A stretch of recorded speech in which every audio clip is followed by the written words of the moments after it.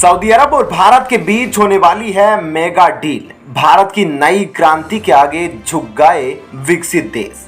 शीपे की बर्बादी को लेकर चौंकाने वाली रिपोर्ट आई सामने। पाकिस्तान और चीन के अंदर सब कुछ हो गया है खत्म। दोस्तों, भारत तरक्की की नई सीढ़ियां चढ़ रहा है। इस कड़ी में भारत लगातार नई नई चुनौतियों से निपटकर उनके समाधान निकालता है, जिसकी कायल पूरी दुनिया है। साथ ही भारत के बढ़ते दबदबे से कुछ देशों के अंदर मिर्ची लगना भी लाजमी है।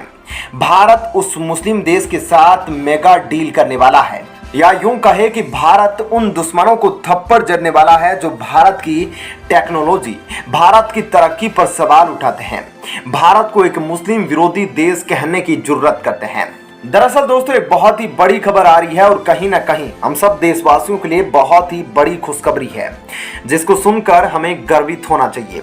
अगर आप भी इस खबर को सुनने के लिए एक्साइटेड है तो इस वीडियो को जरूर लाइक कीजिएगा, क्योंकि खबर ही लाइक करने वाली है। इसके अलावा दोस्तों, सीपेक यानी कि चाइना पाकिस्तान इकोनॉमिक कॉरिडोर को लेकर एक बहुत बड़ी खबर आ रही है, जिसने पूरी दुनिया को हिलाकर रख दिया है। तो वहीं भारत के लिए यह बहुत बड़ी खुशखबरी है, क्योंकि भारत इस परियोजना का धुर विरोधी है, जिसका कारण है कि यह पीओके से होकर गुजरती है।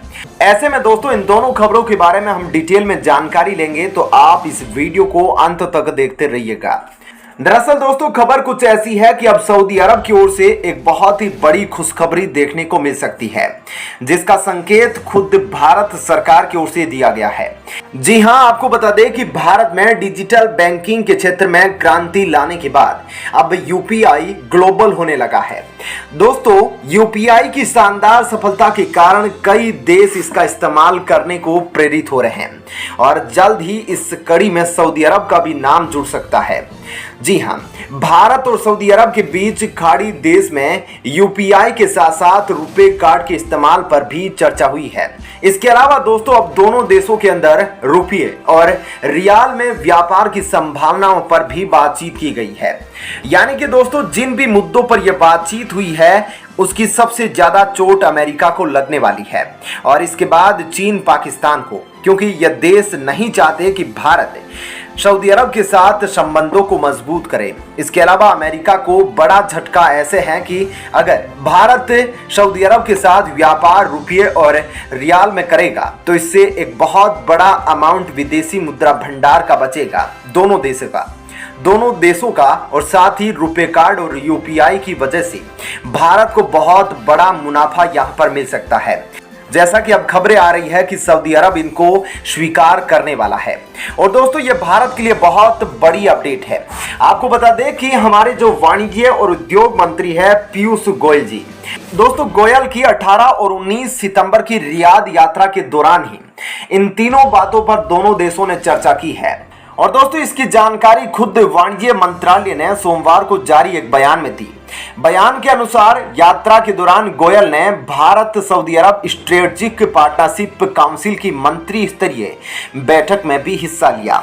बता दें कि काउंसिल के तहत committee on economy and investment की मिनिस्ट्रियल बैठक की अध्यक्षता गोयल और सऊदी अरब के एनर्जी मिनिस्टर प्रिंस अब्दुल अजीज बिन सलमान अल सऊद ने की। दोस्तों, बयान में यह भी कहा गया कि बैठक में व्यापार व वाणिज्य की संभावनाओं पर दोनों देशों ने चर्चा की है। इसके अलावा दोस्तों, व्यापार की बाधाओं को दूर करने और सऊदी अरब में भारतीय फार्मा प्रोडक्ट के लिए ऑटोमेटिक रजिस्ट्रेशन व मार्केटिंग क्लियरेंस पर भी बातचीत की गई है। बैठक में रुपए व रियाल में आपसी व्यापार करने, सऊदी अरब में रुपे कार्ड और यूपीआई का इस्तेमाल करने पर खास तौर पर बातचीत की गई है। बयान के अनुसार दोस्तों, यह भी कहा गया है कि गोयल और क्राउन प्रिंस अब्दुल अजीज बिन सलमान अल सऊद ने कई अन्य इशूज पर भी चर्चा की है। बैठक के बाद मंत्री गोयल ने ट्विटर पर लिखा, बैठक में इस बात पर भी चर्चा हुई कि किस तरह से पर्यावरण में बदलाव के खतरों के बीच ऊर्जा सुरक्षा, आर्थिक वृद्धि एवं समृद्धि को आगे बढ़ा सकती है। मंत्री स्तरीय बैठक में टेक्निकल टीमों ने 4 मुख्य क्षेत्रों जैसे कि agriculture and food security, energy, technology and IT और इंडस्ट्री और इंफ्रास्ट्रक्चर में आपसी सहयोग के 41 बिंदुओं की पहचान की है। इसके अलावा दोस्तों, दोनों देशों के बीच बैठक में इस बात पर भी सहमति बनी कि प्राथमिकता वाली परियोजनाओं को समय से पूरा कर लिया जाए।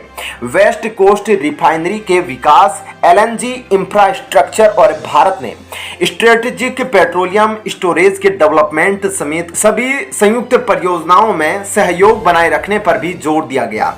मंत्री ने अलग से एक बैठक में दोनों देशों के एग्जिम बैंकों के बीच संस्थागत गठजोड़, किन्हीं तीसरे देशों में संयुक्त परियोजनाएं, मानकों की सहमति से पहचान और इंफ्रास्ट्रक्चर के डेवलपमेंट में सहयोग पर चर्चा की है।